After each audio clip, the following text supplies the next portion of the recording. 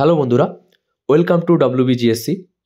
আজকের ভিডিওতে আমি আপনাদের জন্য Bengali to English passage translation এর কিছু গুরুত্বপূর্ণ টিপস এবং উদাহরণ নিয়ে আলোচনা করব, যা বিশেষভাবে ক্লাসিক মেন এক্সাম WBCS পরীক্ষার জন্য তৈরি। ডেসক্রিপটিভ এক্সামে প্রায়শই বাংলা থেকে ইংরেজি অথবা ইংরেজি থেকে বাংলা ট্রান্সলেশন করতে হয়। তার জন্য আপনাদের পরীক্ষার প্রস্তুতি আরও দৃঢ় করার জন্য আমরা এই ভিডিওটা আপনাদের নিয়ে এসেছি। তাই ভিডিওটি প্রথম থেকে শেষ পর্যন্ত আপনারা দেখতে থাকুন। চলুন শুরু করা যাক। প্রকৃতির সৌন্দর্য আমাদের মনকে শান্তি দেয়। পাখির গান, নদীর সুর এবং গাছের সবুজ পাতা আমাদের জীবনে রং যোগ করে। প্রকৃতি আমাদের ধৈর্য, সহানুভূতি এবং শ্রদ্ধা শেখায়। আমরা যখন প্রকৃতির মধ্যে সময় কাটাই, তখন আমরা নিজেদের আরও ভালোভাবে চিনতে পারি। প্রকৃতির সৌন্দর্য আমাদের মন ও শরীরের জন্য উপকারী। এটি আমাদের মানসিক চাপ কমিয়ে দেয় এবং আমাদের জীবনকে আরও সুন্দর করে তোলে। দেখো, এইটা আমরা ট্রান্সলেশন করব। আগে আমরা ধাপে ধাপে বুঝে নিই ব্যাপারটা, তারপর অ্যান্সারটা দেখব। ঠিক আছে? দেখো, প্রকৃতির সৌন্দর্য, এটার ইংলিশ মিনিংটা হবে দ্য বিউটি অফ নেচার। যে প্রকৃতির সৌন্দর্য বাংলা শব্দটি ইংরেজিতে করলে কী হবে? বিউটি অফ নেচার হিসেবে অনুবাদ করা হবে।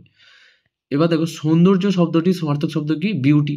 আর প্রকৃতি হলো এখানে নেচার, যা অনেকটা স্বাভাবিক অনুবাদ। এবার দেখো, বাংলায় প্রাকৃতিক সৌন্দর্য বলতে আমরা প্রকৃতির সুন্দর দৃশ্যাবলী, প্রাণী, পরিবেশ ইত্যাদি বুঝি, যা ইংরেজিতে দ্য বিউটি অফ নেচার বলা হবে। আমাদের মনকে শান্তি দেয়, এটার মানে কি? Brings piece to our mind. মনকে শান্তি দেয় অর্থাৎ মনকে শান্তির অভিজ্ঞতা প্রদান করে। এখানে পিসের অনুবাদ উপযুক্ত, যা মানসিক শান্তিকে বোঝায়। ওকে, তারপরে দেখো, ব্রিংস ব্যবহার করা হয়েছে কারণ এটি একটি অব্যাহত বা পুনরাবৃত্তি ঘটানোর প্রক্রিয়া। Nature continuously bring piece to the mind. To our minds, এখানে আওয়ার শব্দটি ব্যবহার করা হয়েছে কারণ এটি বহুবচন, অর্থাৎ আমাদের সকলের মানসিক শান্তির জন্য, সিঙ্গুলার নয় কিন্তু। পাখির গান, নদীর সুর এবং গাছের সবুজ পাতা, the song of birds, the melody of rivers and the green leaves of trees. তাহলে পাখির গানটা কি হলো? The song of birds. নদীর সুরটা হলো দ্য মেলোডি অফ রিভার্স। এখানে সুর হচ্ছে মেলোডি।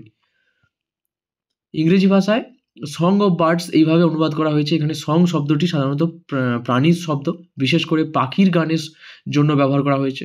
আর নদীর সুরটা কি? নদীর সুরের জন্য আমরা কি ব্যবহার করেছি? মেলোডি অফ দ্য রিভার ব্যবহার করেছি। মেলোডি শব্দটি সুর বোঝানোর জন্য সাধারণ ব্যবহার করা হয়েছে, যা নদী বয়ে চলার সুরের সঙ্গে মিল। গাছের সবুজ পাতা, the green leaves of the tree. এখানে পাতা হচ্ছে লিভস অ্যান্ড সবুজ, এবং সবুজ হচ্ছে কি? গ্রিন। ট্রিজ শব্দটি আমরা গাছের কথা বলে, এখানে নির্দিষ্ট গাছের পাতা বোঝানো হচ্ছে। এবার দেখো, প্রকৃতি আমাদের ধৈর্য, সহানুভূতি এবং শ্রদ্ধা শেখায়। Nature teaches us patience, empathy and respect. তো শেখায় কথা, ইংরেজি কথাটা কী হবে এখানে? টিচেস। শেখার, যেটা টিচেস হিসেবে অনুবাদ হয়েছে, যা নির্দেশিত করে প্রকৃতি আমাদের একটা শিক্ষা দিচ্ছে। ধৈর্যটা কী হবে? ধৈর্যটা হচ্ছে পেশেন্স।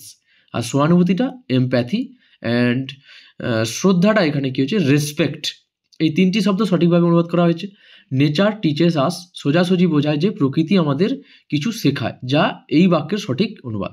ওকে, পরে দেখো, আমরা যখন প্রকৃতির মধ্যে সময় কাটাই, তখন আমরা নিজেদের আরও ভালোভাবে চিনতে পারি।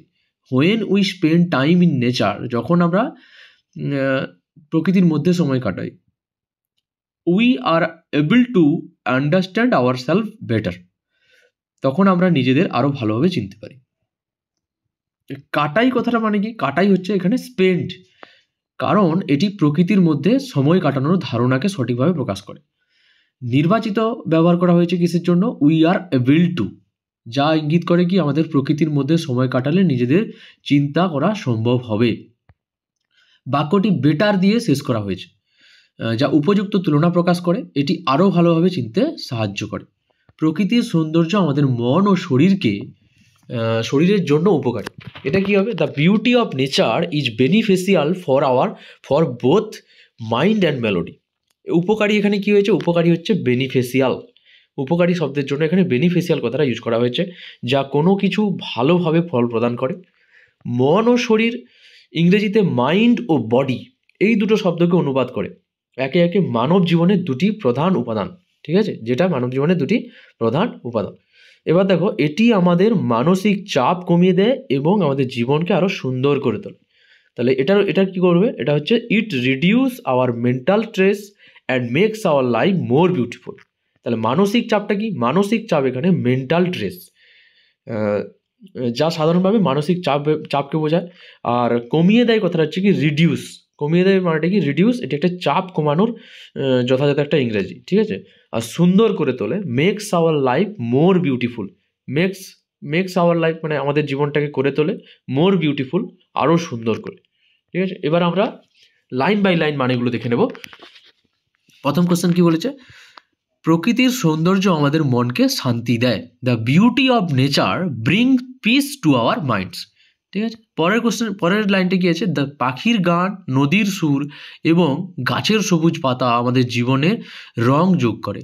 The song of birds, the melody of rivers and the green leaves of trees add colour to our lifes. এরপরে বলেছে, প্রকৃতি আমাদের ধৈর্য, সহানুভূতি এবং শ্রদ্ধা শেখায়।